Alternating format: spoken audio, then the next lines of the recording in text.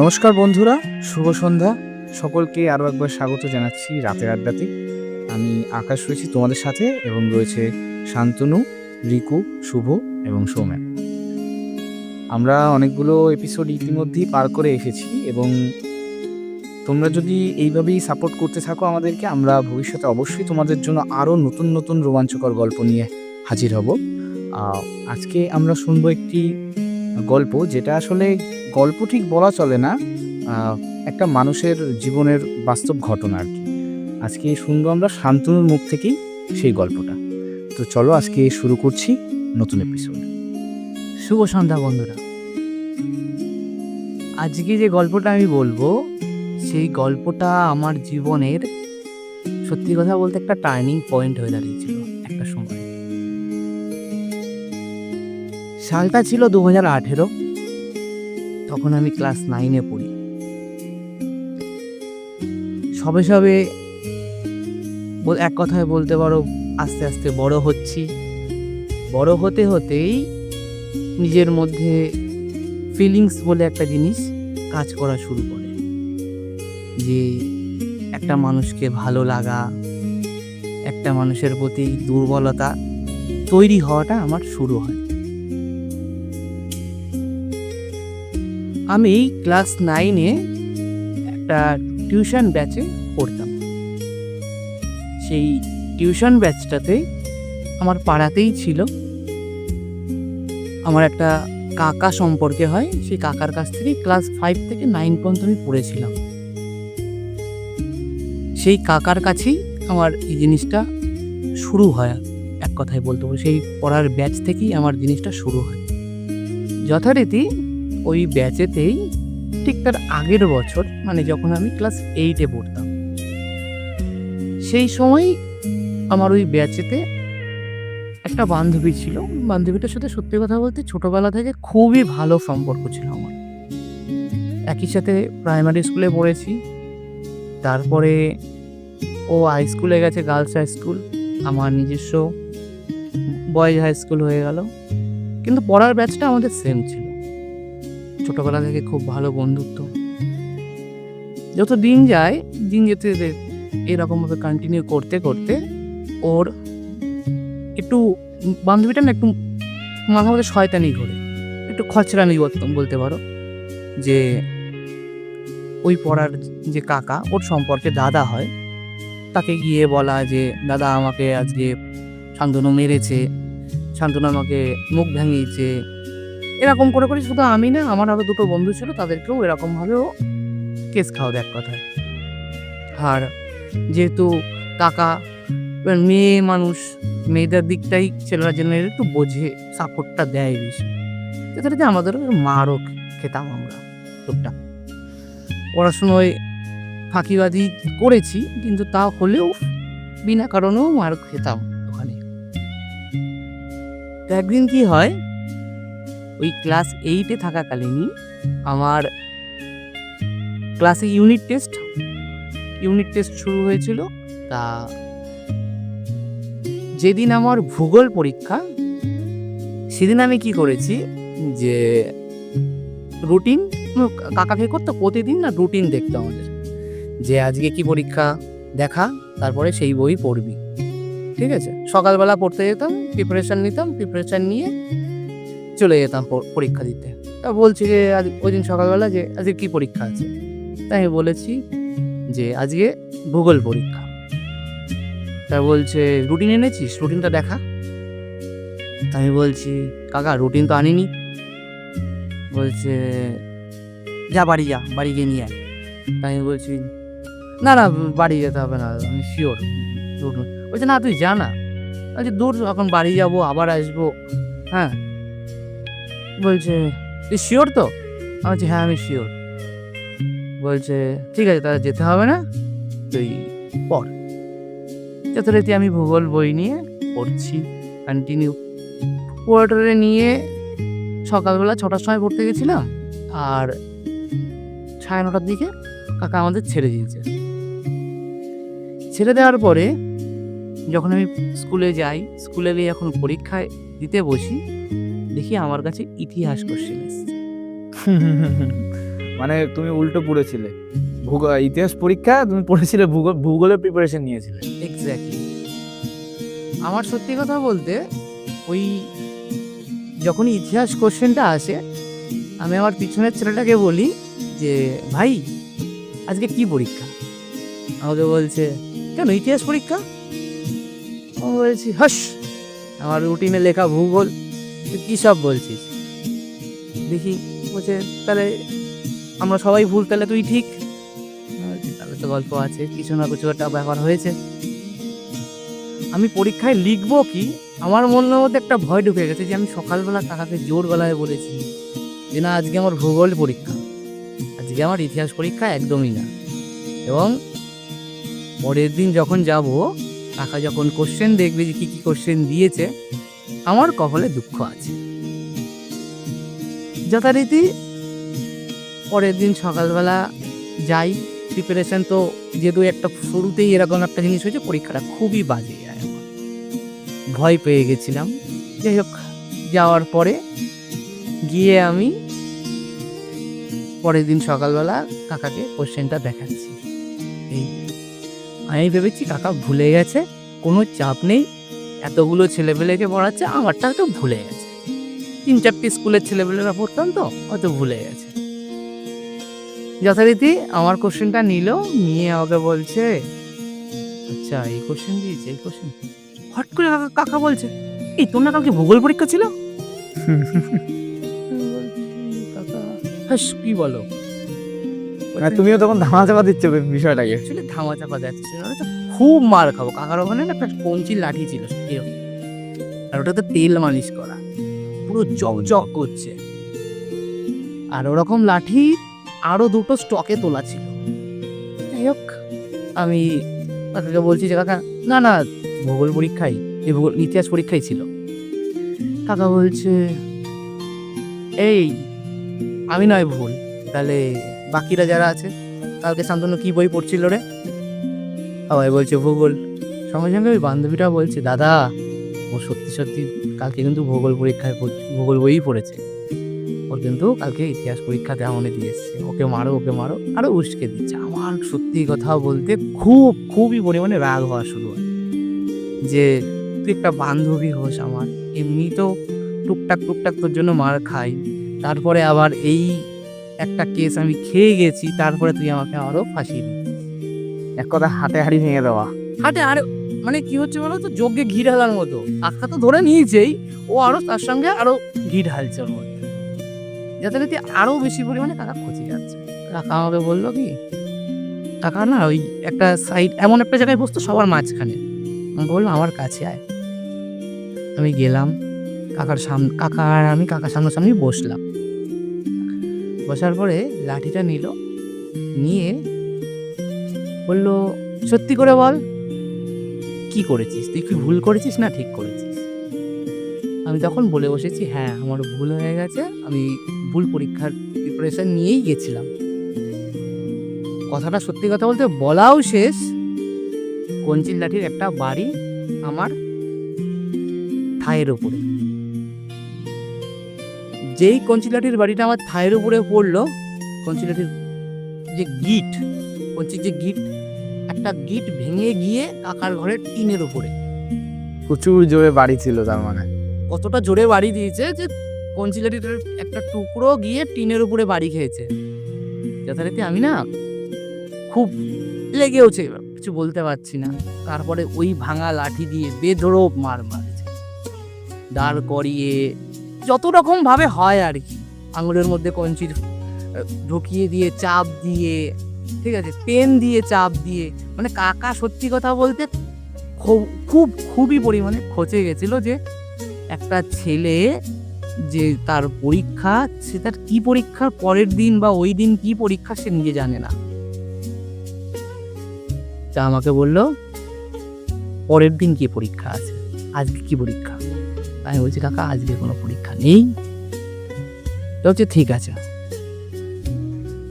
আছে শুনে আমাকে আরো কিছুক্ষণ ধরে মেনে নিল। এটা আমাকে সত্যি কথা বলতে অবাক লাগলো। মানে অ্যাকচুয়ালি শুনলো যে যদি অল্পর উপর থেকে যদি আমি বলতাম যে টাকা আজকে পরীক্ষা আছে, তাহলে আমাকে খুব একটা বেশি মারতো না। খুব একটা বেশি মারতো না।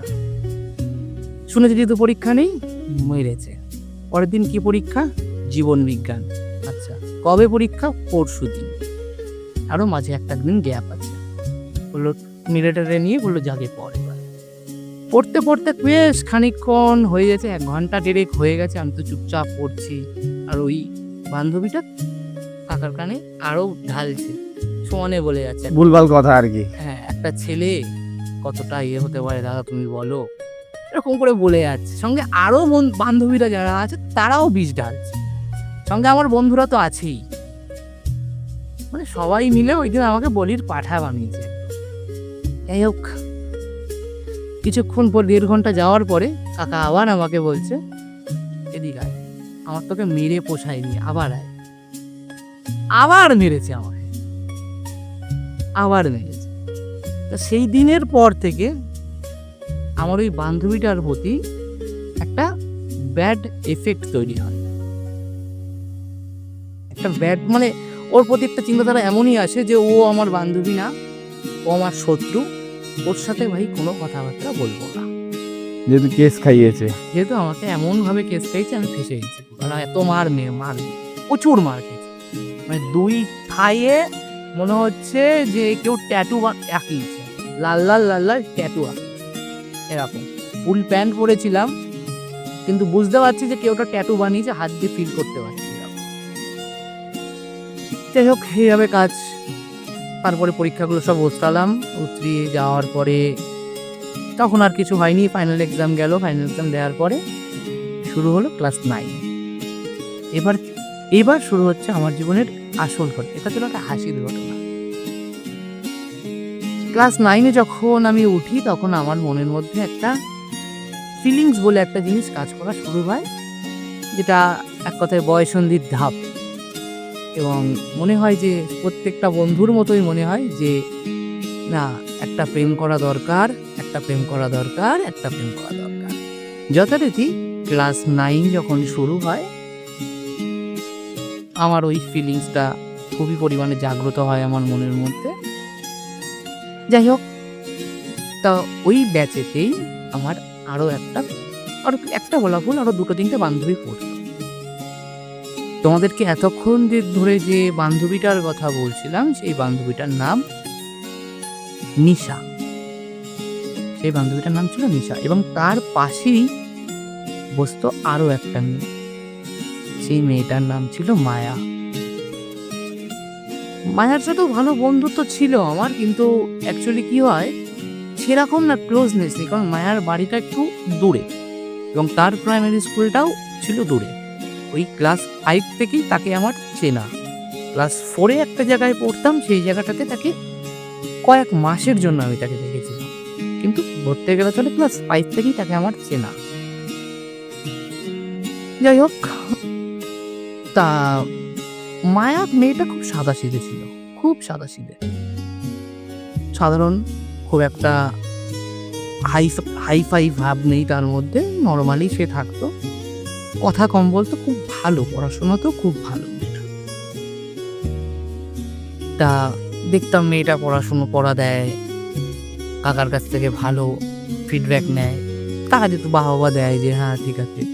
মেয়েটা বলা হলো স্কুলের মধ্যেও ভালো পজিশনে, মানে হয় না যে 1 থেকে 10, একবার 10 হয়েছিল, আর কিছুবার ওরকম 12, 14, 15 এরকম জায়গায় থাকতো। যথেষ্ট ব্রাইট স্টুডেন্ট, আমার মতো অন্তত অতটা ভালো আমি পড়াশোনায় ছিলাম না, সত্যি অ্যাভারেজ বলতে পারো। তা মায়ার সাথে যেহেতু এই নিশা বান্ধবীটার সাথে খুব খারাপভাবে একটা শত্রুতা তৈরি হয়, এদের সাথে ভালোভাবে বন্ধুত্বটা শুরু হয়। ক্লাস 9-এ যখন পড়তাম, তখন আমাদের ব্যাচ হয়ে গেছিল বিকেলে, সকালে আর ব্যাচ ছিল না। আমাদের ব্যাচটা হয়ে যায় বিকেলে, আমরা স্কুল শেষ করে তারপরে পড়তে যেতাম। 5:30 নাগাদ পড়তে যেতাম, 9:30টার সময় বাড়ি ফিরতাম। জানি না কি হয়, কিছুদিন এইভাবে যাওয়ার পরে ওই মায়ার সাথে বেশ ভালো বন্ধুত্ব তৈরি হওয়ার পরে আস্তে আস্তে না মায়াকে সাথে কথা বলাটা যেন আমার একটা খুব নেসেসারি জিনিস হয়ে দাঁড়ায়। যে ওর সাথে কথা বলতেই হবে, ওকে সত্যি কথা বলতে ওর সাথে কথা না বলে ভালো লাগছে না, এরকম একটা জিনিস তৈরি হয়। কিন্তু আমি বুঝতে পারি না যে ব্যাপারটা কি। যথারীতি এরকমভাবে বেশ কিছুদিন যাওয়ার পরে মায়াও দেখতাম আমার সাথে কথাবার্তা বলতো। তো একদিন মায়া আর হচ্ছে ওই নিশা যে বান্ধবীটা, ও একই স্কুলে পড়তো। তো ওর সাথে দেখতাম মায়ার সাথে নিশার খুব ভালো বন্ডিং। তা আমি একদিন মায়াকে বলছি, দেখ মায়া, তোর সাথে আমি কথা বলি, আমার ভালো লাগে, এবং আরও যে বান্ধবীরা তাদের সাথে কথা বলি আমার ভালো লাগে, কিন্তু যদি তুই নিশার সাথে কথা বলিস তাহলে আমি তোর সাথে কথা বলবো না। তখন সত্যি কথা বলতে মায়া একটা কথা বলে যে, তুই কে? নিশা আমার বান্ধবী হয়, আমি নিশার সাথে কথা বলবোই, কিন্তু তুই আমার বন্ধু হোস ঠিকই, কিন্তু আমার কাছে তোর থেকেও নিশার গুরুত্বটা বেশি। তোর সাথে কথা না বললেও আমার কোনো যায় আসে না। যথারীতি এই কথাটা শোনার পরে আমি খুবই ভেঙে পড়ি এবং আমি তাকে বলি যে ঠিক আছে, হ্যাঁ তুই ঠিক আমি ভুল, বলে আমি আস্তে আস্তে বাড়ির দিকে যেতে থাকি। ঠিক যখনই বাড়ির দিকে যাচ্ছি আমার মাথার মধ্যে একটা জিনিস ঘুরছে, যে একটা বান্ধবী, সে তার বান্ধবীর সাথে কথা বলাটাই তার গুরুত্ব। একটা মেয়ের সাথেই কথা বলতে চায় সবসময়, কারণ তার মানে একটা ভাইব ম্যাচ করা। একটা ছেলের সাথে সে কমফর্টনেস পায় না। যথারীতি কি হয়, ও যে এই কথাটা বলে সঙ্গে সঙ্গে আমি ভাবছি যে আমি কেন কষ্ট পাচ্ছি, আমার কষ্ট পাওয়ার কারণটা কি। এই বলতে বলতে আমি হালকা কান্নাও করি, যে হয় না যে একটা কষ্ট, যে ও আমাকে এরকম করে বললো, আমি কাঁদছি। তা আমি কাঁদতে কাঁদতে নিজেকে নিজে কোশ্চেন করছি যে আমি কাঁদছি কেন, তাহলে কি আমি ওকে সত্যিই ভালোবাসি? নিজের অটোমেটিক্যালি, জানি না, ওই বয়সটাকে অনেকে বলবা যে ভাই ওটা ছিল তোমার একটা ভুল বা একটা ভালো লাগা, জানি না কি হয়েছিল, আমার মুখ থেকে অটোমেটিক্যালি বেরিয়েছিল যে হ্যাঁ আমি তো সত্যি ভালোবাসি। নিজে যখন এই কথাটা নিজের মুখে বলি, তখন না সত্যি কথা বলতে আমি বুঝতে পারি যে হ্যাঁ আমি ওর প্রতি দুর্বল। এইভাবে কিছুদিন যাওয়ার পরে, যেহেতু রাতের দিকে আমাদের পড়া থাকতো, কাকাও কি করতো, ওই মায়া এবং আরও বান্ধবীরা ছিল, তা তাদের হচ্ছে বাড়ির দিকে দিয়ে আসার জন্য, যদি বাড়ির লোক না আসতো এরা গিয়ে দিয়ে আসতো, মানে আমি আর কাকা গিয়ে দিয়ে আসতাম। তারপরে আমি আমার বাড়ি চলে যেতাম, কাকার বাড়ি চলে যেত।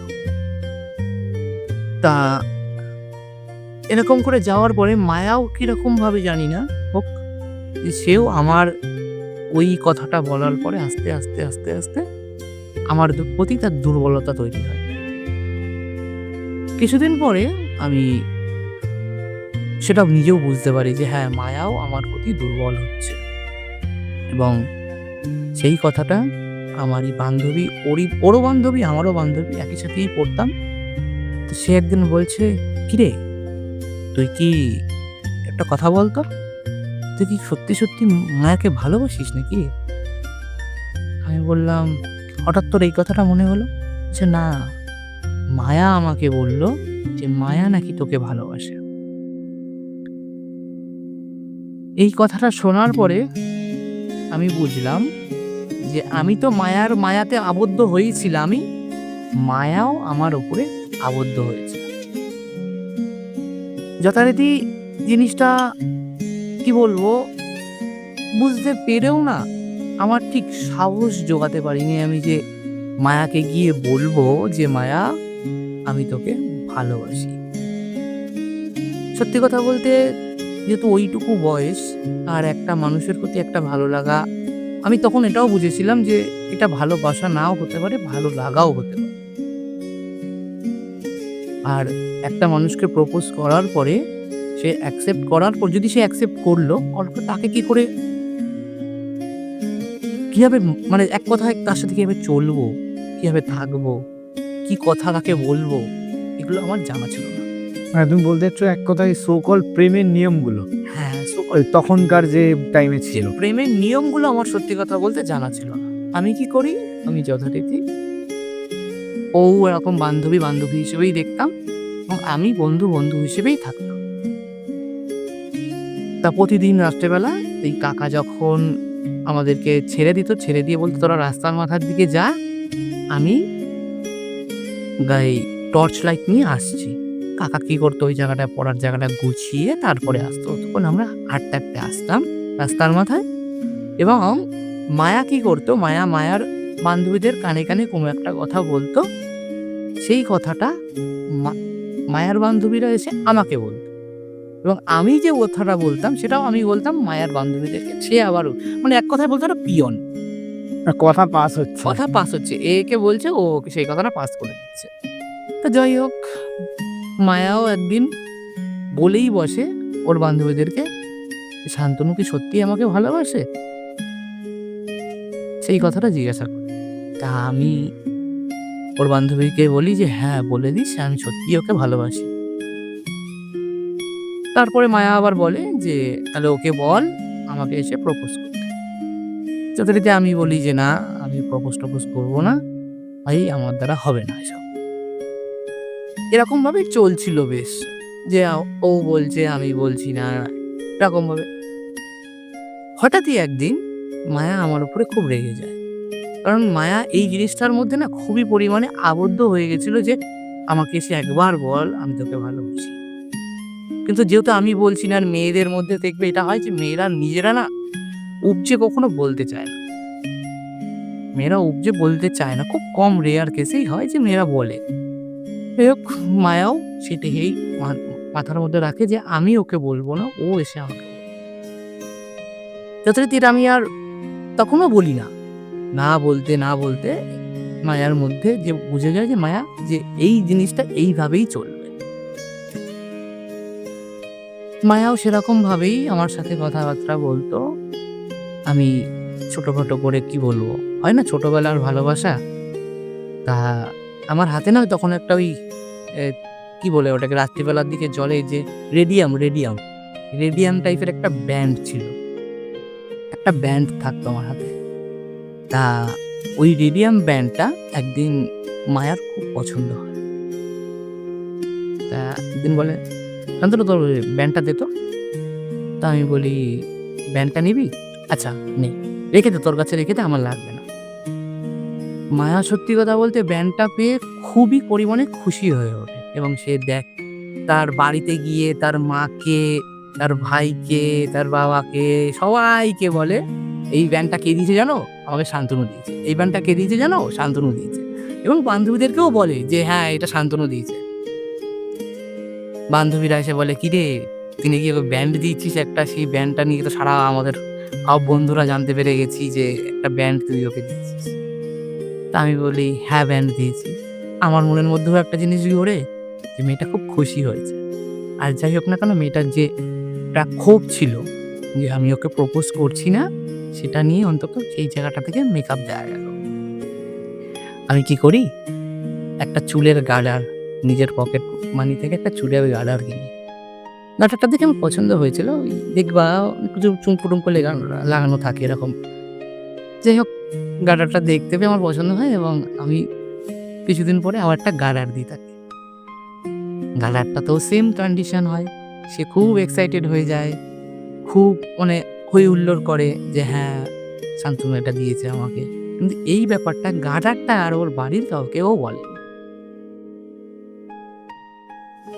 এইভাবে চলতে চলতে পুরো একটা বছর ধরে আমরা এরকম ভাবেই চললাম যে আমি মায়াকে ভালোবাসি, মায়া জানে, মায়াও আমাকে ভালোবাসে সেটা আমি জানি, কিন্তু কেউ কারোর প্রকাশ্যে আসছি না। বলে রাখা ভালো, মাঝখানে যেহেতু খুব পরিমাণে ফেস গেছিল, আমি কি করেছিলাম, একটা চিঠি লিখেছিলাম যে মায়া আমি তোকে খুব ভালোবাসি, জানি না তুই আমাকে ভালোবাসিস কিনা, যদি তুই আমাকে ভালোবাসিস তাহলে চিঠি দিয়ে বলিস, হয়তো যে তোকে আমি বলছি না যে সামনাসামনি, এটা হয়তো আমার ভুল। ঠিক এই কথা কটা লিখে আমি তাকে ওর বান্ধবীর থ্রু পাঠাই। বান্ধবীরা নেয়, নিয়ে ওকে দিয়ে দেয়। ও পড়ে আবার ও চিঠির রিপ্লাই দেয় লিখে যে, হ্যাঁ শান্তনু, আমি তোকে খুব ভালোবাসি, কিন্তু তুই যে কেন আমার সামনাসামনি আমাকে বলতে পারছিস না আমি জানি না। তবে সত্যি কথা বলতে তোর প্রতি একটা দুর্বলতা আমারও কাজ করছে। তাকে আমি আবার চিঠির রিপ্লাই দিই যে, আমি সত্যি এটা অত তাড়াতাড়ি চাচ্ছি না, যেটা হচ্ছে হতে দে, সময় আসলে সমস্ত কিছু হবে। যদি কপালে থাকে তা তুই আমি এক হয়ে হব। সত্যি কথা বলতে মায়াও বুঝতে পারে যে এই এতগুলো মাঝে আরও ৩-৪টে চিঠির আদান প্রদান হয়েছিল। এত কিছুতে মায়াও বুঝতে পারে যে তার একটা ফিলিংস এবং আমার একটা যে ফিলিংস, এটাকে আমরা তাড়াহুড়ো করে কোনো ডিসিশন নেব না। এরকমভাবে পুরোপুরিভাবে ক্লাস 9টা পাস হয়ে যায়। যথারীতি ক্লাস 9-এর ফাইনাল এক্সাম হওয়ার পরে যে যার মতো আবার টিউশনি বন্ধ, যে যার মতো বাড়ি। আমি কী করলাম, যেহেতু ফাইনাল এক্সাম হয়ে গেছে, 1টা মাসের ছুটি, মামা বাড়ি চলে গেছি। মামা বাড়ি যাওয়ার পরে বেশ কিছুদিন মামা বাড়িতে কাটি, বেশ মজা, যে যেহেতু পরীক্ষা শেষ, একটা ফ্রিলি ঘুরবো। মামা বাড়ি যাওয়ার 5-7 দিন পর থেকে আমার মনটা খুব পরিমাণে কিছু একটা মিস করা শুরু করে। আমি বুঝতে পারছিলাম না যে আমার কি হচ্ছে। আমি বাড়ি আসার জন্য ছটফট করতে থাকি যে আমি বাড়ি যাব। মামা বাড়িতে বলি, মামা বাড়ির কেউই শোনে না, যে বলে যে না, এতদিন পরে এসছিস, কিছুদিন পরে যাস। তা আমি ওকে বাড়ির লোককে বলি যে মা তুমি আসো, এসে আমাকে নিয়ে যাও, না আমাকে যেতে দাও, আমি চলে যেতে পারবো। কেউ শোনে না। তখন আমি কান্না করেছি, যাই না আমি বাড়ি যাব, আমি বাড়ি না গেলে আমার ভালো লাগছে না। এরকমভাবে যাওয়ার পরে বাবা মাও রাজি হয় যে ঠিক আছে তুই বাড়ি আয়, তোর যখন এত মন খারাপ লাগছে তুই বাড়ি আয়। আমি বাড়ি, তারপরে আমার মামা আমাকে দিয়ে আসে। বাড়ি ঢুকে তুমি বিশ্বাস করবে না আকাশ, আমার মেন মোটিভ ছিল একটাই, যে মায়ার সাথে একবার দেখা। যেহেতু মায়াকে আমি প্রায় 10 দিন হয়ে গেছে দেখি না। যথারীতি আমি কি করি, সাইকেল বের করে তুরন্ত মায়ার বাড়ি যাই। মায়ার বাড়ি গিয়ে মায়াকে দেখি, মায়ের সাথে কথাবার্তা বলি, নিজের মন ঠান্ডা হয়, আবার বাড়ি চলে আসি। এবার বলা ভুল, ক্লাস 9-এর আমাদের পাশ করে গেলাম। ক্লাস 9 পাশ করার পরে আমি এবং মায়া কেউই আর ওই কাকার কাছে পড়িনি। কাকার কাছে ক্লাস 10 অবধি পড়া যেত, কিন্তু আমি পড়িনি। সত্যি কথা বলতে বাবা মাও ভাবছিল যে একটু ছেলেকে অন্য জায়গায় পড়াবো, যেহেতু বড় হচ্ছে, এরপরে তো বাইরে পড়তে যেতেই হবে, একটু দূরে পড়ুক, নাহলে সারাক্ষণ এই পাড়ার মধ্যে থাকলে সমস্যা হয়ে যাবে, এরপরে নাহলে আমাদেরকেই দিয়ে আসা নিয়ে আসা করতে হবে। এইভাবেই বাবা মা কী করে, আমাকে দূরে পড়তে পাঠায়। এবং সেখানে আমি পড়তে যাই। পড়তে যাওয়ার পরে কিছুদিন পরে জানতে পারি একদিন আমাকে নাকি মায়ার মা ডেকেছে। তা আমি মায়ার বাড়ি যাই। মায়াদের বাড়ি যাওয়ার পরে মায়াকে বলি যে তোর মা কোথায়, তোর মা নাকি আমাকে ডেকেছে। তো বলে মা ভিতরে আছে, যা গিয়ে কথাবার্তা বলি। মায়ার মা বলে যে তুই কোথায় পড়ছিস এখন? আমি বললাম আমি স্টেশনের ওখানে এক জায়গায় পড়ছি। তো বলছে মায়াও যাবে, তুই আর মায়া একসাথেই যাবি আসবি, আর আমি তোর কাকু গিয়ে তোদের ওই ব্যাচে গিয়ে কথা বলে এসছে অলরেডি, একসাথেই পড়তে যাবি, একসাথেই আসবি। আমার তো মনে লাড্ডু ফুটেছে ভাই, সত্যি কথা বলতে, যে ভেবেছিলাম যে একটা ছাড়াছাড়ির জায়গায় চলে গেছে জিনিসটা, তাকে পাবো, তার সাথে দেখা হচ্ছে না ঠিকঠাক। আমার সত্যি কথা বলতে মন একদম গার্ডেন এক কথায়। তা যাই হোক, প্রথম দিন একসাথে পড়তে যাই। পড়তে যাওয়ার পরে গিয়ে দেখছি ওখানে যে মায়ার যে বন্ধু বান্ধবীরা আরও আছে ওখানে, মানে স্কুল ফ্রেন্ডরা আরও আছে। তা আমি বললাম ঠিক আছে, কোনো ব্যাপার না, ওসব ঠিক আছে, বাড়ি যাওয়ার সময় তো একসাথে যাওয়া আসা হবেই। যখন পড়া শেষ হয়, প্রথম দিনই দেখছি মায়া না কেমন, আমি বলছি, "কি রে, বাড়ি যাবি না? চ, চ, চ।" আমাকে বলল ডাইরেক্ট, "তুই চলে যা, আমার বান্ধবীদের সাথে আমি চলে যাবো।"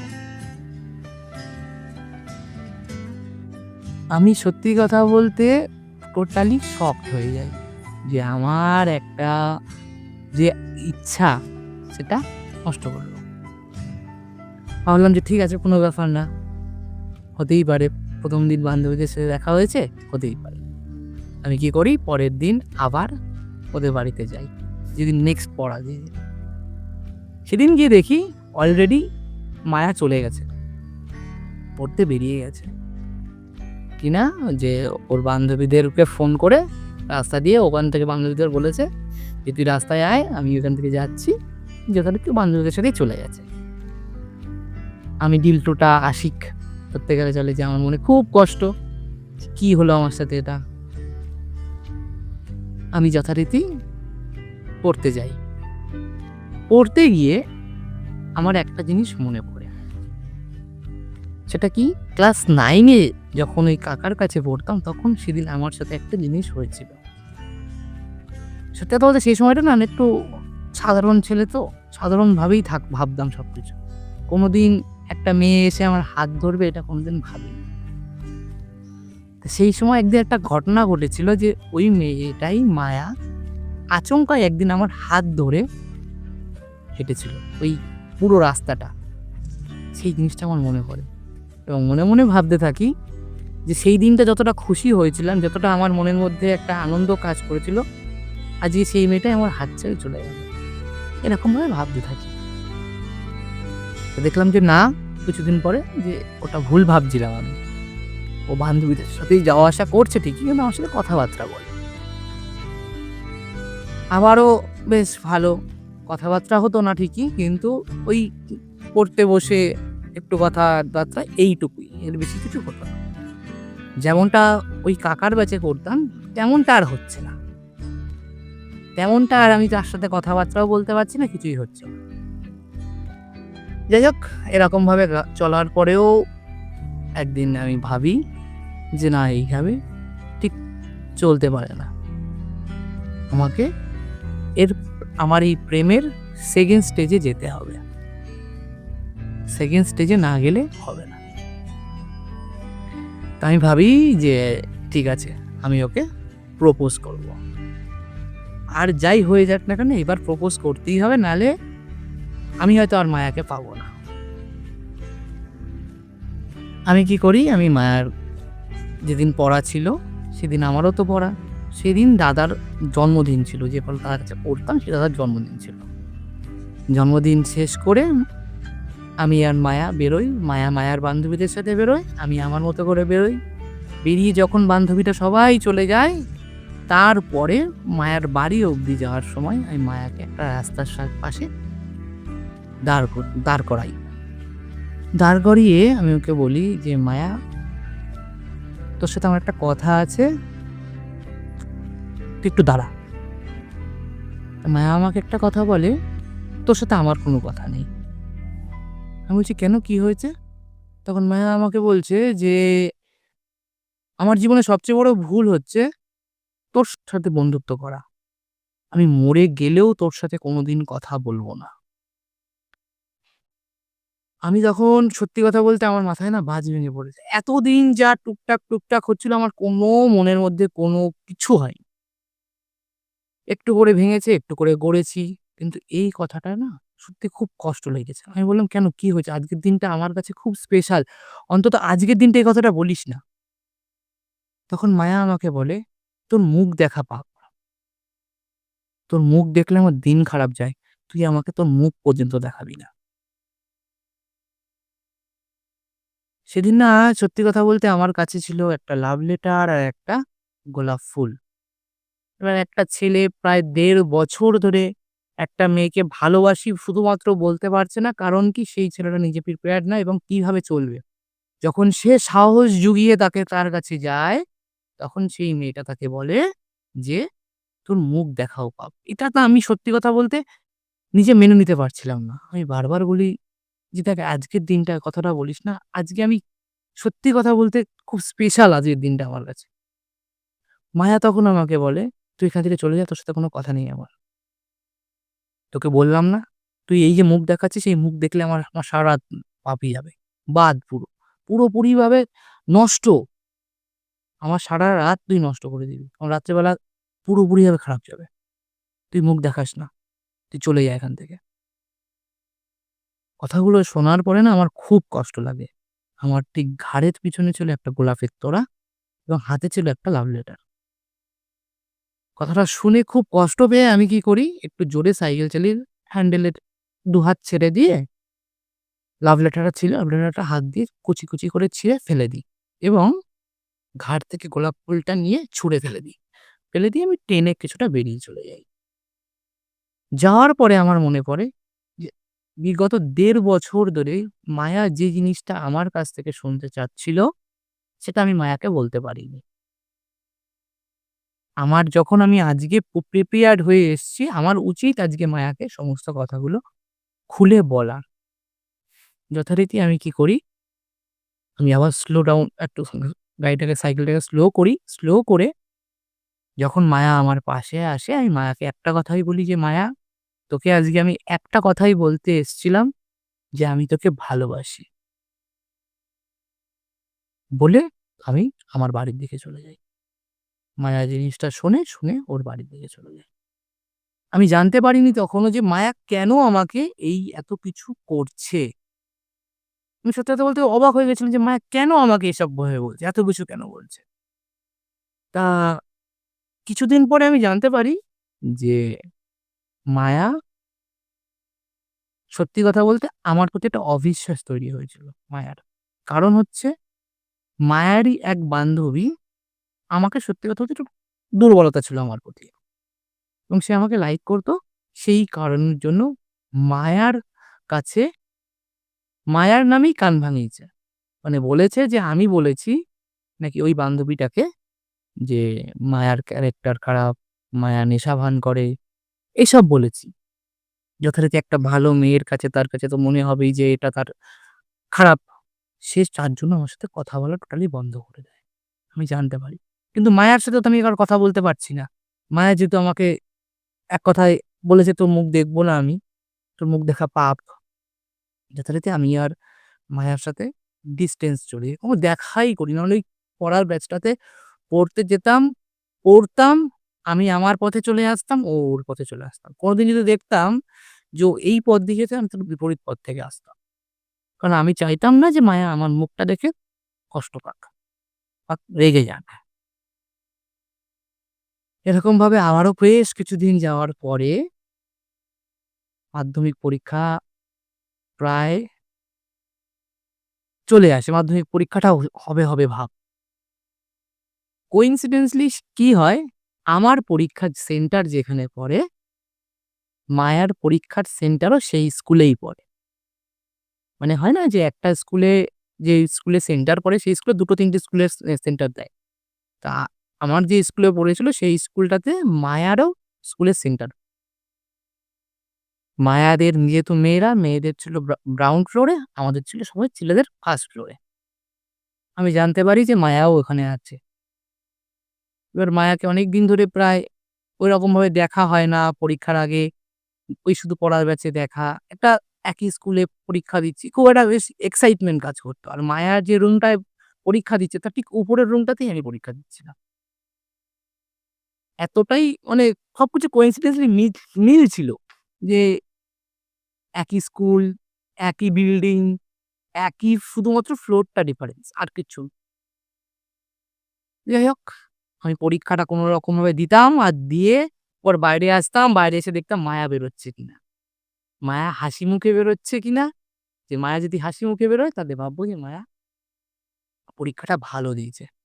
আমি কিন্তু একবারও ভাবছি না যে আমার পরীক্ষাটার কি হচ্ছে। আমার পরীক্ষাটা আমি এভারেজ দিয়ে বেরোলেও আমি ভাবছি মায়ের পরীক্ষা কেমন হয়েছে। যেটা সত্যি কথা বলতে আমার কোনো মানুষকেই বলব না আমি এটা করা উচিত। প্রেমের জায়গা ভাই। আজকে কেরিয়ার থাকলে তোমার যদি কেরিয়ার থাকে তোমার জীবনে প্রেম সারা জীবন থাকবে, কারণ কেরিয়ার না থাকলে তোমার জীবনে প্রেম থাকবে না। আজকে যেটা বুঝি সে সময় বুঝতাম না, অল্প বয়সের বুদ্ধি যেটা হয় সেই সময় সত্যি কথা বলতে বুঝতাম না।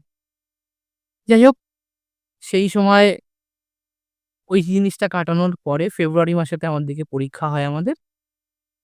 হ্যাঁ, ফেব্রুয়ারির দিকেই পরীক্ষাটা হয়েছিল। ফেব্রুয়ারির পরীক্ষাটা হওয়ার পরে বেশ কিছুদিন পরে এবার যেহেতু রেজাল্ট আউটে ৩-৪ মাস টাইম থাকে, ৩-৪ মাসে আমরা কি করি, ওই কম্পিউটার শিখবো ভাবি। আমার বাড়ি থেকে বলে যে, "কম্পিউটার সেন্টারে ভর্তি করে দিচ্ছি, কম্পিউটারটা শেখ।" শিখতে যাই, সেখানে শিখি। যেখানে সেখানে কি হয়, যথারীতি আমি একটা জায়গায় শিখছিলাম। আরেকটা জায়গায় শুনতে পাই যে সেই জায়গাটায় ফ্রিতে একটা কোর্স করা আছে গভর্নমেন্টের, সেন্ট্রাল গভর্নমেন্টের আন্ডারে। আমি ভাবি ঠিক আছে, কোনো অসুবিধা নেই। এখান থেকে সেন্ট্রাল গভর্নমেন্টের একটা সার্টিফিকেট পেয়ে যাবো, ওখান থেকে তো টাকা দিয়ে শিখছি। আমার চর্চাটাও হবে, কারণ কম্পিউটার তো আমার বাড়িতে নেই। ওখান থেকে যেটা শিখে আসবো সেটা এখানেও চর্চা করতে পারবো, এখান থেকে যেটা শিখবো সেটা ওখানে গিয়েও চর্চা করতে পারবো। এই জিনিসটার জন্য আমি ২ জায়গাতেই ভর্তি হই। ভর্তি হওয়ার ১-১.৫ মাস পরে একদিন মায়ারই বান্ধবী আমার কাছে আসে এবং বলে যে, মায়া সব জানতে পেরে গেছে, যে মায়ার ভুল ছিল ওটা। মায়া যেটা ভেবেছিল সেটা ভুল, এবং সেই বান্ধবীটাকেও চিনতে পেরে, বান্ধবীটা কেন করেছে সেটাও মায়া জানতে পেরে গেছে। মানে কি করেছিল, কি হয়েছিল, ওই যে বান্ধবীটা যে আমাকে লাইক করতো সে কি করেছে, মায়ারই আরেকটা বান্ধবীকে বলছে যে, "আমি না সত্যি কথা বলতে শান্তনুকে লাইক করি। তা সেদিকে তো মায়া ওর মধ্যে আবদ্ধ হয়ে রয়েছে। হ্যাঁ, আমি মায়াকে এই বলেছি, এখন তুই ভাই যে করে হোক শান্তনুর সাথে আমাকে কথা বলা একবার।" এবার যেহেতু মায়ার বান্ধবীটা জানতে পেরেছে, আর জানতো যে ওর সাথে মায়া আমাকে সত্যি কথা বলতে লাইক করতো, কি করে মায়াকে সমস্ত ঘটনা বলে দেয় যে এখানে শান্তনুর দোষ ছিল না, এখানটায় সমস্ত কিছু হয় দোষ ছিল ওই মেয়েটার। মেয়েটা যখন জানতে পারে না, তখন আমার প্রতি তার একটা আবারও সেই ভালোবাসা জেগে ওঠে, যে সে ভুল ছিল, তার মধ্যে একটা গিল্টি ফিল হয়। সে চায় আমার সাথে কথা বলতে এবং তার বান্ধবীটাকে বলে যে, "তুই ভাই যা, ওকে বল আমার মায়ের ফোনে ফোন করতে, আমি কথা বলবো ওর সাথে একটু।"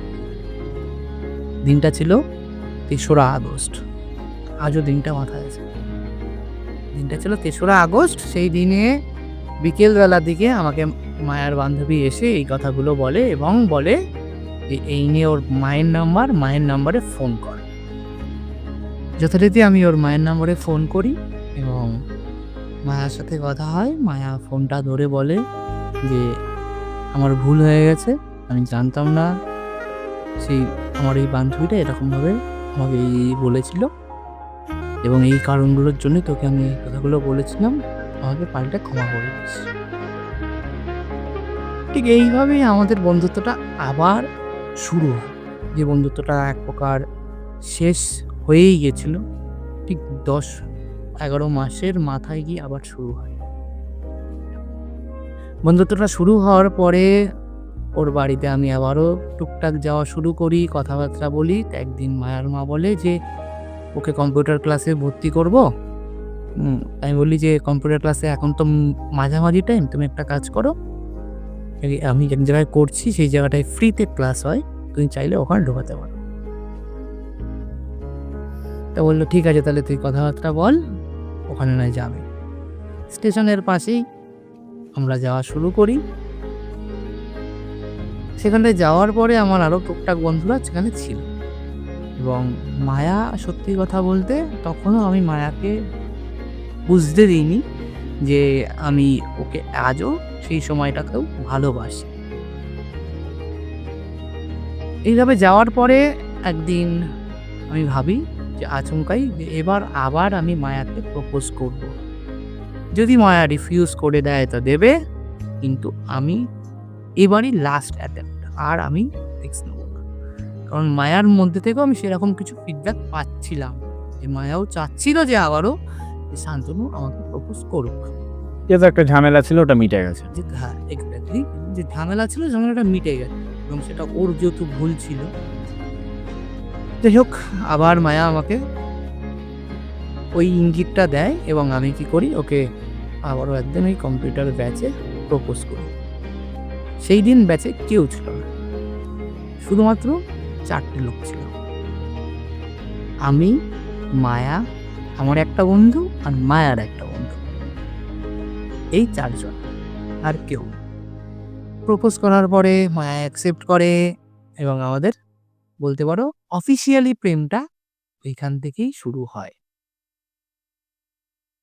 প্রেমটা হতে পারে ক্লাস 9 থেকে, মানে 2018-তে শুরু হওয়া, কিন্তু অরিজিনালি প্রেমটা হয় আমাদের ক্লাস মাধ্যমিকটা পাশ করার পরে থেকে।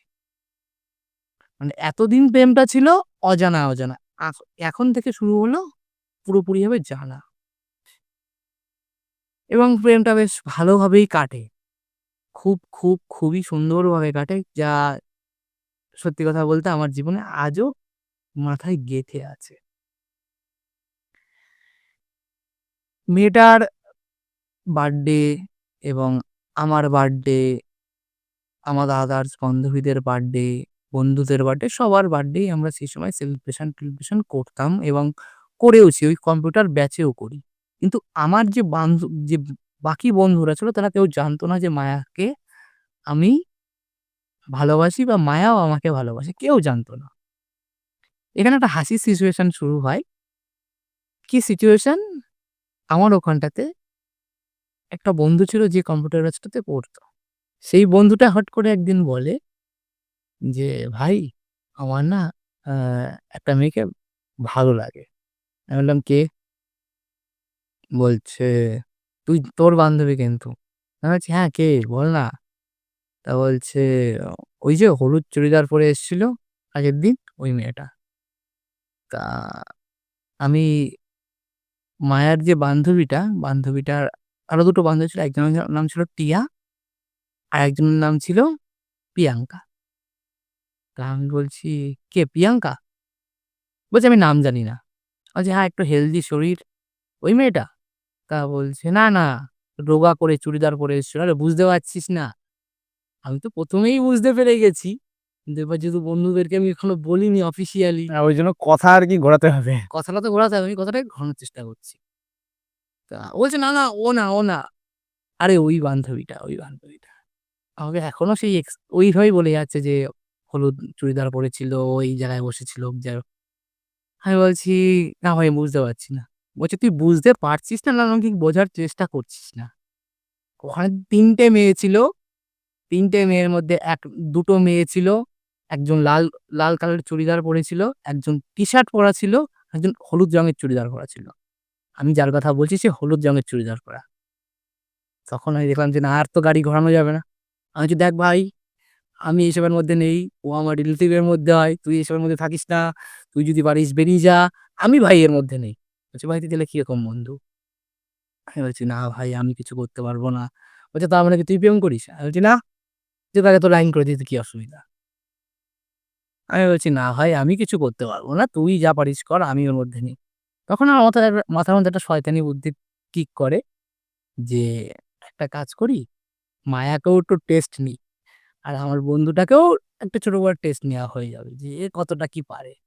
মাঝখান থেকে যদি ফেঁসে যাই তো ফেঁসে যাবো তো আমি, কেটে দেবো আমি, কাটিয়ে দেবো। তখন নয় বলে দেবো যে ভাই আমি ওর সাথে প্রেম করি। তো তার আগে একটা টেস্ট নেওয়া যাক। আমি কি করি, বন্ধুটাকে বলি যে, "ঠিক আছে ভাই, আমি দেখছি, তবে হবে না মনে হচ্ছে।" বন্ধুটাকেও এভাবে বলিনি যে হবে। ওকেও বেশি আশ্বাস দিইনি, কারণ পরে না হলে বন্ধুত্বটা নষ্ট হবে। যখন জানতে তো আজ না হোক কাল ২ দিন পরে জানতেই পারবে। বললাম, "ভাই হবে না হয়তো। ও হয়তো কারো সাথে প্রেম করে। তুমি চেষ্টা কর।" বলছে, "হ্যাঁ, তুই চেষ্টাটা কর না।" আমি কি করলাম, আমি মায়াকে সব ঘটনা বললাম। মায়া শুনে বিশাল খোঁচাখচি গেছে যে, "তুই সব জেনে শুনেও কেন এই জিনিসটা করছিস আমার সাথে? তোর এই জিনিসটা করা সাজে না। তুই জানিস আমি তোকে ভালোবাসি, তুইও আমাকে ভালোবাসিস, তাহলে তুই আরো ৫ টা লোক।" আমি, তোমাকে লাইক করে তুমি বুঝে নাও ভাই, আমি নেই।" এরকমভাবে যাওয়ার পরে আমি বন্ধুটা একদিন আচমকাই দেখি, পরে যেদিন কম্পিউটার ছিল, দেখি বন্ধুটা স্যুট বুট পরে এসছে, একদম স্যুট বুট পরে সেজে বুঝে পারফিউম টারফিউম দিয়ে নিয়ে এসছে। এবার আর সঙ্গে গোলাপও এনেছিল, যে মায়াকে প্রপোজ করবে। এবার আমি মায়াকে ইশারা করে ইঙ্গিত দিচ্ছি যে দেখ, তোর জন্য সেজে এসছে, আমি তো আর সেজে গুজে আসতে পারি না, তোর জন্য সেজে এসছে, দেখ দেখ। যথারীতি মায়া এই জিনিসটা শুনে খচে যাচ্ছে আরো পরিমাণে, যে তুই সব আমার সঙ্গে খচাচ্ছিস, তুই কিন্তু ওর জন্য কিছু না করে আমি কিন্তু তাহলে কিন্তু সব বলে দেবো। আমি তুই বলবি বলবে যা, বললেও কিছু না। বললে আমারও ভালো, তো আমার একটা বন্ধুদের সাথে ভালো লাগবে। বলছে না আমি বলবো না, তুই তোর বন্ধুদেরকে বলবি সব, আমি বলতে নেই এইসবের মধ্যে, আমি কিন্তু তোকে চড় মেরে দেবো, তোর বন্ধুকে তুমি চড় মেরে দেবো, আমি কিন্তু ভাই সহ্য করবো না সব। আমি বললাম আমি জানি না, তুই যা পারিস করবি যা, ঠিক আছে। এবার বন্ধুটা এসে মায়ার ঠিক পিছনটাই বসেছে, পিছনটায় বসার পরে মায়াকে সময় হচ্ছে, এ মায়া শোন, এ মায়া শোন। বন্ধুটা যতবার ডাকে মায়াকে বলে চুপ কর, তুই চুপ কর, ডিস্টার্ব করিস না, ডিস্টার্ব করিস না, শিখতে দে, করতে দে, কাজটা করতে দে, ছোঁয়ানের মনে বলে যাচ্ছে। এবার খানিকক্ষণ পরে বন্ধুটা খুব সাহস নিয়ে, যখন সবার পড়া হয়ে গেছে, যখন সবাই শেখা হয়ে গেছে, বেরোচ্ছি ওখান থেকে, কম্পিউটার সেন্টার থেকে বেরোচ্ছি, তখন মায়াকে ডাক, এই মায়া শোন না, একটু দিকে আয় না। মায়া সত্যি কথা বলতে খুবই পরিমাণে রেগে যায়, তোর সাথে কেন কথা বলতে হবে, তুই আমার বন্ধু, আমি অত কথা শুনতে হবে, তোর কি কথা, তুই কি বলতে এসছিস, কি করতে এসছিস, আমি সব জানি, আমি সব জানতে চাই না তোর, আমি ওইসবে মাথা মাথা আনিস না, আমি একজনের সাথে প্রেম করি, আমি বলতে ভালোবাসি, তার নামটা শুধু বলতে পারছি না, শুধুমাত্র সে বলেছে তাই, আমি আদার্স কোনো কথা তোকে বলবো না, তুই যেটা ভাবছিস ভাই বলে যা, বন্ধু বন্ধুর মতো থাক, অতটাও ক্লোজ বন্ধু তো তোর আমার মধ্যে নেই, কিন্তু তাও বন্ধু হোস, একই জায়গায় থাকি, একই জায়গায় শিখছি, বন্ধু বন্ধুর মতো থাক, এইসব বলে ওঠার পরে আমি একটা প্রাউড ফিল করি যে হ্যাঁ এই তো তোমার টেস্টটা আর কি সাকসেস। আমার টেস্টটা সাকসেসফুল হয়েছে, আমি সাকসেসফুল ভেবে আরো খুশি হই। মায়া যথারীতি খুব রেগে যায় আমাকে, মানে আমাকে এক কথায় মারে, মানে যথারীতি রাগটা হওয়া স্বাভাবিক। তার মাঝখানে মায়া একটা ভুল করে বসে, যে মাঝে একটা কি একটা নিয়ে ভুল করেছিল, যে ও ওর বাড়িতে রাগ দেখিয়ে খাওয়া দাওয়া করেনি, এরকম একটা সমস্যা একটা করেছিল, এটা আমি জানতে পেরেছি। আমাকে বলছে যে শাস্তি, হ্যাঁ আমাদের মধ্যে একটা জিনিস ছিল যে দুজন দুজনকে ভুল করলে শাস্তি দেবে, এবার যেহেতু আমি একটা ভুল করেছি, ঠিক আছে, তা আমাকে বলছে যে তোর শাস্তি আছে কপালে। আমি বলছি, কি শাস্তি আছে আমার কপালে আবার? আমাকে বলছে শাস্তি আছে আছে, কি শাস্তি? আমাকে বলছে তোর শাস্তি হলো তুই আমাকে চড় মারবি। আমি বলছি মানে? বলছে হ্যাঁ আমিও আগের দিন ভুল করেছি, তুই জানিস সেটা, তার জন্য আমারও তো শাস্তি পাওয়া দরকার, তুই আমাকে চড় মারবি, সেটা আমার শাস্তি পাওয়া হয়ে যাবে, আর আমাকে চড় মারতে তুই তো পারবি না আমি জানি, সেই যে মনের বিরুদ্ধে গিয়ে যে চড়টা মারবি, তুই যে আমার মন নিয়ে খেলা করেছিস, তার জন্য তুই আমাকে যে চড়টা মারবি, তাতে তোর যে কষ্টটা হবে সেটাই তোর শাস্তি, ওটা মানসিক মানে তোমারটা মানসিক শাস্তি, আর ওটা শারীরিক। শারীরিক শাস্তি। মাথা দিয়ে সুন্দর করে একটা বুদ্ধি বের করেছে। যথারীতি আমি তোর কথাতে রাজি হই না, সেই নিয়ে ঝামেলা হচ্ছে। দুদিন পার হওয়ার পরে দিন বলে যে না আজকে না মারলে তোর সাথে কথা বলবো না। আমি ভাবলাম আবার হয়তো সেই জায়গায় যাচ্ছে, না চটটা মারতেই হবে। আমি একটা গলির মধ্যে ছিলাম, আজও সেই গলিটার আমার বন্ধু বান্ধবের মধ্যে নাম আছে চড়মারা গলি। সেই গলিটাতে আমি মায়াকে একটা চড় মারি। চড়টা মেরে সত্যি কথা বলতে খুব কষ্ট পেয়েছিলাম। কোথায় যাবো কাজ মাথার মধ্যে ঘোরেনি, সেটা শ্মশানে গেছি। শ্মশানে শুনেছি সব শান্তির জায়গা, শ্মশানে গেছি, শ্মশানে গিয়ে চুপচাপ শ্মশান কালী মায়ের মন্দিরে গিয়ে প্রণাম ঠুকে চুপচাপ মন্দিরের উপরে বসে বেশ খানিকক্ষণ কাটানোর পরে বাড়ি ঢুকেছি, মন যতক্ষণ ঠান্ডা না হয়েছে। তো সেদিন আমি বুঝতে পেরেছিলাম যে এই মেয়েটার প্রতি আমার খুবই পরিমাণে দুর্বলতা তৈরি হয়ে যাচ্ছে এবং হতে পারে এই মেয়েটাই আমার জীবনে আমার লাইফ পার্টনার হবে, যেহেতু এতটা দূর গেছে। আর আমি ওকে যেদিন প্রপোজ করেছিলাম আমি ওকে একটা কথা বলেছিলাম যে, মায়া, প্রত্যেকটা ছেলে তার গার্লফ্রেন্ডের কাছ থেকে অনেক কিছু চায়, আমি তোর কাছ থেকে শুধুমাত্র 3টে জিনিস চাই। আমি কি চাই? প্রথম হচ্ছে তুই আমার হাতটা ছেড়ে কোনোদিনও যাস না। দ্বিতীয় হচ্ছে যেদিন খুব আমার কষ্ট হবে, যেদিন আমি থাকতে পারবো না, সেদিন তোর কাছ থেকে আমি একটা হাক চাই। আর তৃতীয় হচ্ছে তোর আমার ভালোবাসাটাকে একটা সন্তানের চোখে দেখিস। যেমন একটা ভালোবাসা গড়ে উঠতে গেলে ভালোভাবে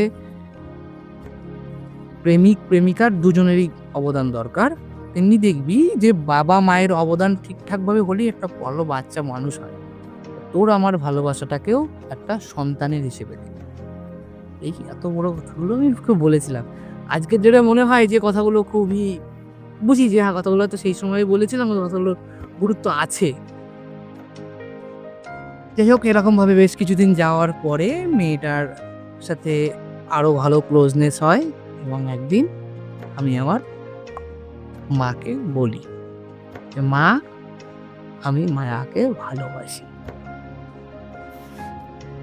আমার মা আভাস হয়তো পেয়েছিল যে একসাথে যাওয়া আসা করে এসব। মা বলে, কি বলছিস? তোর এই বয়সে, তুই এখন ক্লাস 11-12 পড়িস, মানে এটা বেশ কিছুদিন যাও, ক্লাস 12 কাঁদি, ক্লাস 12 পড়িস, তোর এখন মাথার মধ্যে এই জিনিসটা আসছে?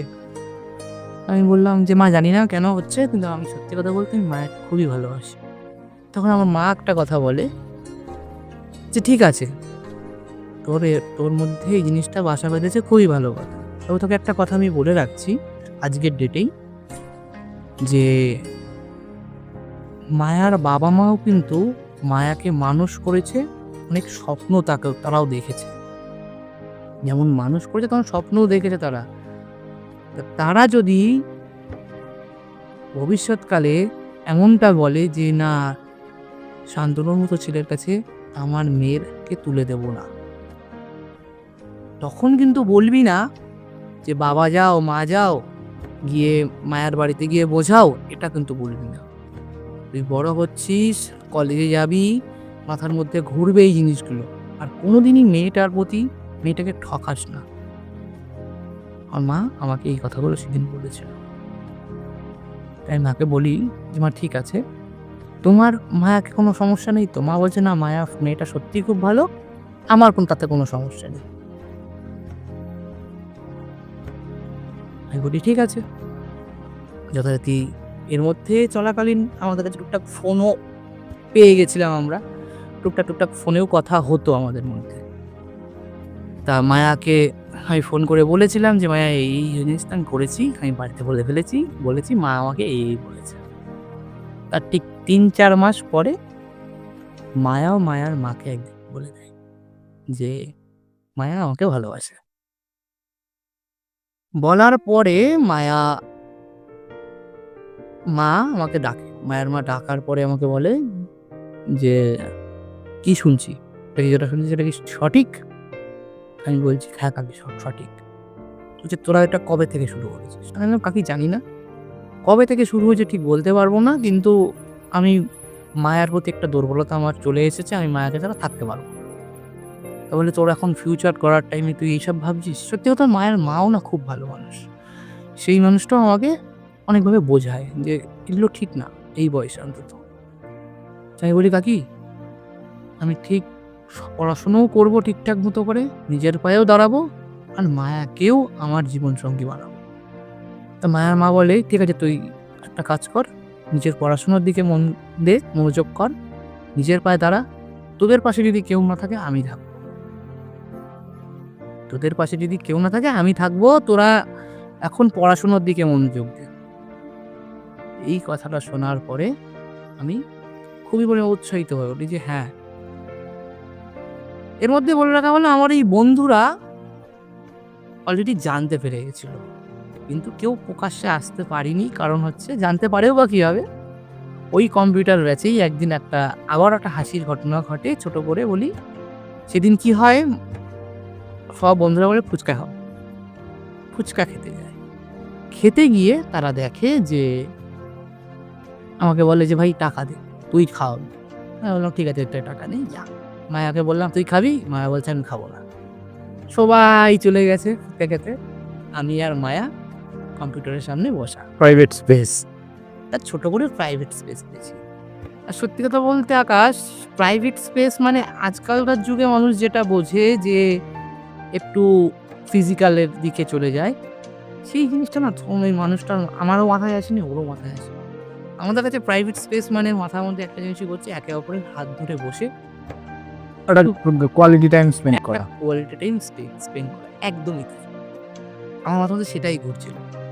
হঠাৎই সে একটা বন্ধু সেখানে ঢোকে, দেখে, লজ্জায় পড়ে, বেরিয়ে চলে যায়। মানে আমি বুঝতে পারিনি ও কি করতে ওখানে এসেছিল সেই দিন। আমি না অবাক হয়ে গেছিলাম, ভয়ও পেয়ে গেছিলাম। কারেন্টের মৃত্যু, মানে কারেন্টের গতিতে আমার হাত, ওর হাত আর আমার হাত এক জায়গায় ছিল, ছ্যাক করে সরে গেল। এরকম একটা জায়গায় যায়। তো আমি ভাবলাম যে আমাদের বাড়ি থেকে যখন জানে তাহলে আর চাপ কি আছে, বন্ধুদেরকেও জানিয়ে দিলাম। আমি পড়তাম ভোকেশনাল নিয়ে, আমার পরবর্তী স্টেপ ছিল যে পলিটেকনিক করা, যার জন্যই আমি একটা এক্সাম হয় ভোকলেট বলে, এন্ট্রান্স এক্সাম। এন্ট্রান্স লেটারাল এন্ট্রির জন্য পলিটেকনিকে আমি সেই এক্সামটা দিই। সাল তখন আসে 2021। এতদিন পর্যন্ত আমার জীবনে যা যা ঘটে গেছে, সত্যি কথা বলতে আমার জীবনে খুবই গোল্ডেন টাইম গেছে। তোমাদের যে এতক্ষণ ধরে যা যা বললাম, সত্যি খুব গোল্ডেন টাইম গেছিল আমার জীবনে। ওরকম টাইম এখনো পর্যন্ত আসেনি। 2021 সালটা আমার জীবনে হয়ে দাঁড়ায় একটা ব্ল্যাক ইয়ার। কারণ হচ্ছে বলছি, যখন আমি উচ্চ মাধ্যমিক পরীক্ষাটা পাশ করার পরে ভোগলেট এক্সাম দিই, এক্সাম দেওয়ার পরে মায়ের সাথে তখনও ভালো সম্পর্ক আমার। এক্সাম দেওয়ার পরে আমার র্যাঙ্ক আসে ভোগলেটে, ভালো একটা র্যাঙ্ক করেছিলাম। যথারীতি ভালোভাবে কলেজ পেয়ে যাব আমি, একদম গ্যারেন্টেড, কোনো চান্স নেই যে আমার ওয়েস্ট বেঙ্গল গভর্নমেন্টের মধ্যে কোথাও না কোনো একটা সরকারি কলেজ আমি পেয়ে যাবই। এরকম একটা র্যাঙ্ক করেছিলাম, আমার ঠিক র্যাঙ্কটা মাথায় নেই এখন, কারণ আমার পরের বন্ধুরা যারা র্যাঙ্ক করেছে তারাও এখান থেকে পেয়ে গেছিল, অলরেডি কলেজ ক্যাম্পাসিং পেয়ে গেছিল।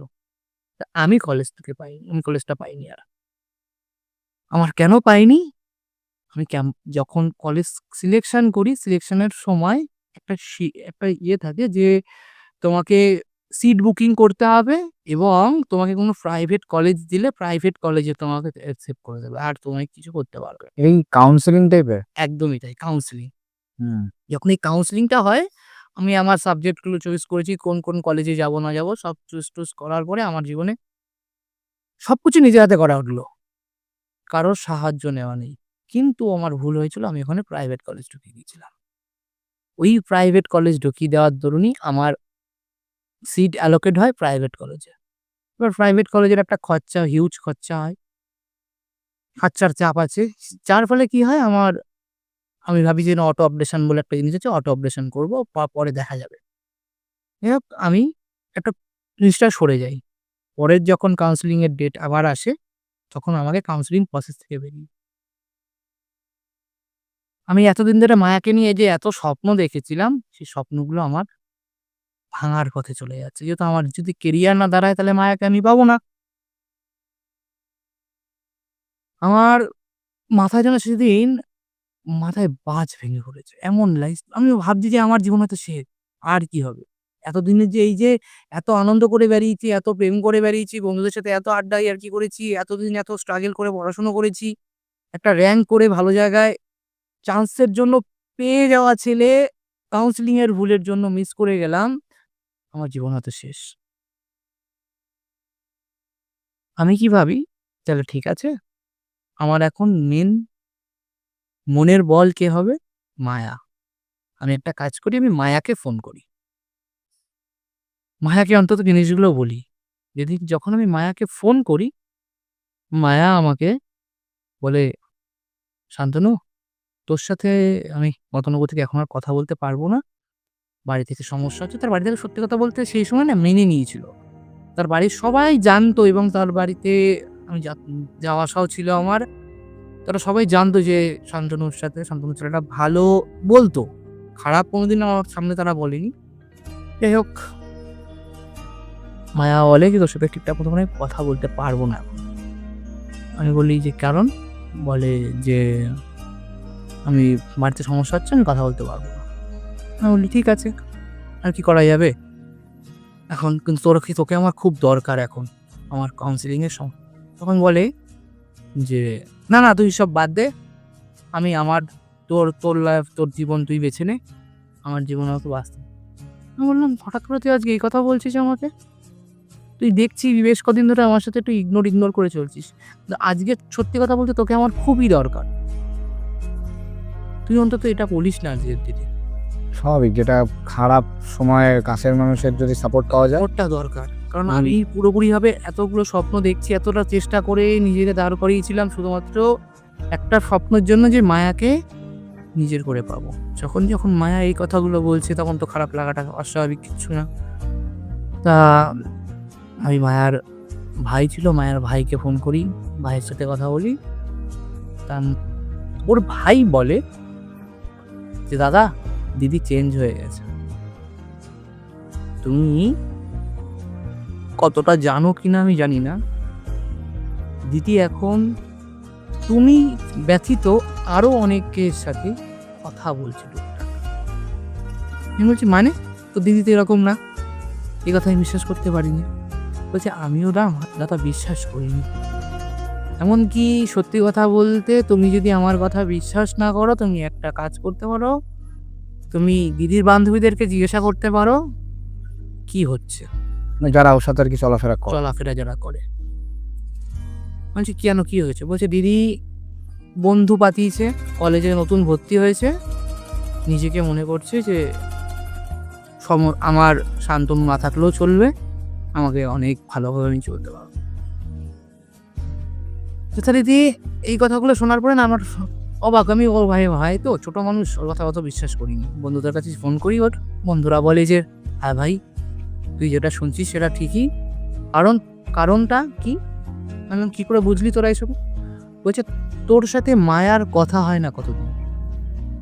আমি বলছি, "মায়ার সাথে তো কথা হয় না দিন 15 হতে যাক, কারণ আমি কাউন্সিলিং এর জন্য খুব ব্যস্ত ছিলাম, টুকটাক এসএমএসেই কথা হচ্ছিল।" বলছে, "মায়ার সাথে যখনই কথা বলি, যখনই আমার সাথে থাকে, জিজ্ঞাসা করলেই বলে কার সাথে কথা বলছিস, মায়া তখনই বলে শান্তনুর সাথে কথা বলছি। কিন্তু আমরা নিজেরা দেখেছি যখন ওই ফোনটা কেটেছে, সেখানে শান্তনুর নাম্বারও নেই, নামও নেই, নাম অন্য একটা ছেলের।" আচ্ছা, এই কথাগুলো শোনার পরে আমি একদিন কি করি, মায়াকে আবারও ফোন করি। ফোন করার পরে মায়াকে বলি, "মায়া, তোর নামে তুই আমার গর্ব ছিলিস, যে আমি ভাবতাম যে সত্যি কথা বলতে কোনোদিন আমাদের মধ্যে এই জিনিসটা আসবে না, যেটা শুনছি সেটা কি সত্যি?" মায়া বলে, "মানে?"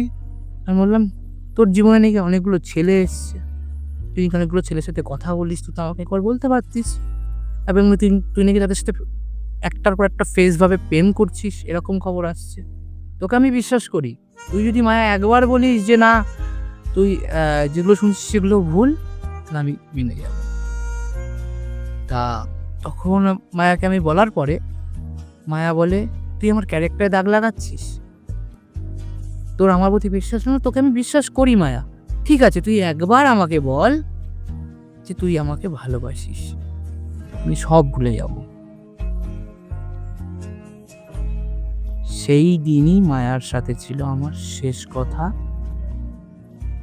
মায়া আমাকে সেদিনই বলে দেয় যে আমি তোকে ভালোবাসি না, এবং বন্ধুদেরকে এই কথাগুলো বলে যে আমি শান্তনুকে সত্যি কথা বলতে ভালোবাসতাম, শান্তনু আমাকে আমার ক্যারেক্টারে দাগ লাগিয়েছে, আমাকে বলেছে যে আমি নাকি 5টা ছেলের সাথে প্রেম করে বেড়াই। এবং ওই যে আমার কাউন্সেলিংয়ে ভুল হওয়া, আমার গভর্নমেন্ট কলেজ না পাওয়া এবং এই যে টাইমটা, এই যে হঠাৎ করে ব্রেকআপ, এই জিনিসটাতে আমি পুরোপুরিভাবে ডিপ্রেসড হয়ে যাই। আমি পুরোপুরিভাবে ডিপ্রেশনে আবদ্ধ হয়ে যাই। সেই সময় আমার একটা বন্ধু জেগে ওঠে। সত্যি কথা বলতে সেই বন্ধুটা ছিল বলেই আজকে আমি তোমাদের সামনে এই গল্পটা বলতে পারছি। এখানে তার নামটা বলাই বাহুল্য যে সেই ছেলেটার নাম ছিল বিশ্বজিৎ। ও ছিল বলেই আমি আজকে বেঁচে আছি। মানে এতটাই ডিপ্রেসড হয়ে গেছিলাম না, যে একটা ছেলে তার মাকে বলেছে, তার বাবাকে বলেছে, তার পরিবার সবাই জানে যে সেই মেয়েটাকে সে নিজের করতে চেয়েছে। তার সাথে এককালে তার বিয়ের মতো ভাবনা চিন্তা করেছে। তার বাড়িতে জানে এবং সেই মেয়েটার বাড়িতে তার আমার বাড়িতে হয়তো আমার বাবা-মা জানতো। সেই মেয়েটার আত্মীয়-স্বজন থেকে পাড়া-প্রতিবেশী সবাই জানতো। যেহেতু এতগুলো লোক জানতো এবং সেই লোকগুলো যখন আমি রাস্তায় দেখবো আমার কি হবে? আমি যখন এই আমার পড়তে যাওয়া আসার যে এই যে রাস্তাগুলো যখন আমি প্রত্যেকটা রাস্তায় একটা স্মৃতি আছে আমার। সেই স্মৃতিগুলোকে আমি কি করে ভুলবো? আমি এতটাই ভেঙে পড়ি যে আমার সত্যি কথা বলতে আজকে জিনিসগুলো মনে পড়ছে, খুব খারাপ লাগছে আমার। যে আমি কোথায় ছিলাম আর আজকে কোথায়? সত্যি কথা বলতে আকাশ, প্রত্যেকটা ছেলের জীবনে না এইরকম একটা ফেজ আসার দরকার। অবশ্যই। সেই ছেলেটাকে চেঞ্জ করানোর জন্য। আমি আজ চেঞ্জ হয়েছি সেই দিন মায়া আমার হাতটা ছেড়েছিল বলেই। যদি মায়া আমার হাতটা না ছাড়তো আমি আজকে আমার এই জায়গাটায় থাকতে পারতাম। আজকে আমার এই যে চাকরি-বাকরি এবং মায়া এককালে আমার কাছে ফিরে আসতেও চেয়েছিল। এখানে বলে রাখি। কিন্তু সেদিন আমি আর মায়াকে ফেরত নিইনি। কারণ সেদিন মায়া আমাকে মানে আমার কাছে ফেরত আসছিল একটা জিনিসের বেশি। সেটা হচ্ছে আমার সেটেলড হয়ে যাওয়ার পরে। আমি যখন পলিটেকনিক প্রাইভেট কলেজে পড়তে হয়েছিল আমাকে, প্রাইভেট কলেজে পাস করার পরে আমি প্লেসমেন্ট পেয়ে পুনে চলে যাই। সেখানে গিয়ে যখন জব পেয়ে ভালো জায়গায় কাজ করছি, তখন মায়ার বান্ধবীদেরকে বলে, শান্তনুর সাথে কথা বলা না, আমি বর্তমানে যে ছেলেটার সাথে প্রেমে আছি সেই ছেলেটা আমাকে সম্মান দেয় না। মানে পরে গিয়ে রিয়েলাইজ করে বিষয়টা। এবার বলতে তাহলে আমি কেন মেনে নিলাম না? আমি না সত্যি কথা বলতে এমনই একটা ছেলে যে মানুষকে সুযোগ দিতে ভালোবাসে, কিন্তু বারবার না। আগেও একবার এরকম গেছে, আগেও এরকম ছোট ভুল করেছিল। কিন্তু আগেও সত্যি কথা বলতে বড় একটা ভুল করেছিল। সেই ভুলটার পর থেকে ওই যে সেই বললাম না বান্ধবীদের আমাকে ট্রাস্ট ইস্যু করলো, না জেনে শুনে বললো। তোমাকে বলতে গেল। আবার হচ্ছে এরকম একটা বিষয়। আমি সত্যি কথা বলতে তখন আমি বললাম যে না, আমার দিক থেকে স্ট্রেট না, আমি আর এর মধ্যে জড়াবো না। কারণ আমি যে জায়গা থেকে ফিরে এসেছি, আমি সুইসাইড করতে গেছিলাম। সুইসাইডের জায়গা থেকে ফিরে আসা ছেলে, আমি আর ওই জায়গায় যাব না। আমি সেখান থেকে শিক্ষা নিয়েছিলাম যে প্রত্যেকটা ছেলের জীবনে এই জিনিসটা হওয়া দরকার। মানে ওই পর্যায় থেকেই একটা ছেলে আর কি শিখবে একদম। যখন ফিরে আসার একটা যখন কেউ তোমার হাত ছেড়ে চলে যাবে না, বা তোমার যে অবলম্বন লাঠিটা সেটা যখন ভেঙে যাবে, সেদিন তুমি বুঝবে। সেটা অবলম্বনটা হতে পারে তোমার পরিবার, তোমার যে কোনো একটা কাছের মানুষ, যে কেউ হতে পারে। যখন ভেঙে যাবে তখন তুমি বুঝবে, বা সরে যাবে তখন তুমি বুঝবে যে এই জগৎটা একা এবং এই জগতে তুমি একাই এসছো। নিজেকেই নিজের অবলম্বন হতে হয়। একদম। আজকে আমি জব করি, মেয়েটার সাথে দেখা হয় আজও। মায়া এখনো একটা ছেলের সাথে, সেই ছেলেটার সাথেই প্রেম করে। আমার সাথে ব্রেকআপ হওয়ার পরে একটা ছেলের সাথে প্রেম করে, আজও তার সাথেই প্রেম করে। আমি চাই সে যেখানেই থাকুক না কেন, যার সাথে যেখানে খুব ভালোভাবে থাকুক। কিন্তু মায়াকে আমি একটা কথাই বলতে চাই, থ্যাংক ইউ। আমার এই গল্পের মাঝখান থেকে আমি একটা কথাই মায়াকে বলতে চাই যে থ্যাংক ইউ। সেদিন তুই আমাকে ছেড়ে গেছিলি বলেই আজকে আমি এই জায়গায় আসতে পেরেছি, নাহলে আমি আজকে শান্তনু এই জায়গাটাতেও আসতে পারতাম না। সেদিন তুই ছিলিস যেভাবে, হয়তো তুই চলে গেছিলি, কিন্তু যতটা শিখিয়ে দিয়ে গেছিলি যে একাকিত্ব কী জিনিস, সেখান থেকেই আমি আমার টার্নিং পয়েন্টটাকে ঘুরিয়েছি। আমি এটা বলবো যে প্রত্যেকটা মানুষেরও উচিত এরকমভাবে একটু ঘুরে দাঁড়ানো। আমরা ডিপ্রেসড হই, সুইসাইডের দিকে যাই, ঠিক কথা, কিন্তু সময়ের ওপরে যদি কিছু জিনিস ছেড়ে দিই না, ব্যাকে আসবে যদি তুমি ঠিক হও। মায়া আমাকে দাগ লাগিয়ে চলে যেতে গিয়েছিল, কিন্তু সেই মায়ায় একদিন বুঝতে পেরে আবারও ফিরে আসতে চেয়েছিল। আমি প্রত্যেককে বলবো এই জিনিসটা করতে। এটা আমার অনুরোধ। আমার গল্পটা ছিল এই অবধি। শুভরাত্রি।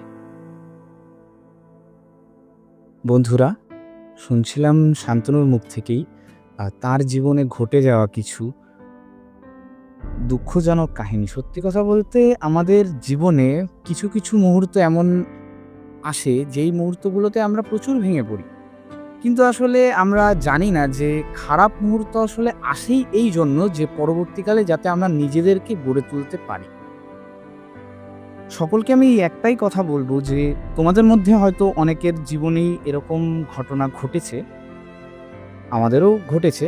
তো বন্ধুরা, তোমরা কেউ এই ঘটনাগুলোকে না এক প্রকার খারাপ সময় হিসেবে নিও না। তোমরা এগুলোকে পথ চলার সঙ্গী হিসেবে নিতে পারো, যে জীবনে চলতে থাকলে এরকম ছোটোখাটো বিষয় হয়, এবং যাতে আমরা সেই বিষয়গুলো থেকে নতুন নতুন কিছু শিক্ষা পেতে পারি এবং আমাদের জীবনে অ্যাপ্লাই করতে পারি। আজকের গল্পটা কেমন লাগলো অবশ্যই তোমরা কমেন্টে জানিও। যদি ভালো লাগে তাহলে লাইক দিয়ে দিও আর শেয়ার করে দিও তোমার সেই বন্ধুটার কাছে, যে বন্ধুটা এরকম পরিস্থিতির মধ্যে দিয়ে এখন যাচ্ছে। দেখা হবে বন্ধুরা পরবর্তী কোনো নতুন এপিসোডে। আজকের জন্য শুভরাত্রি।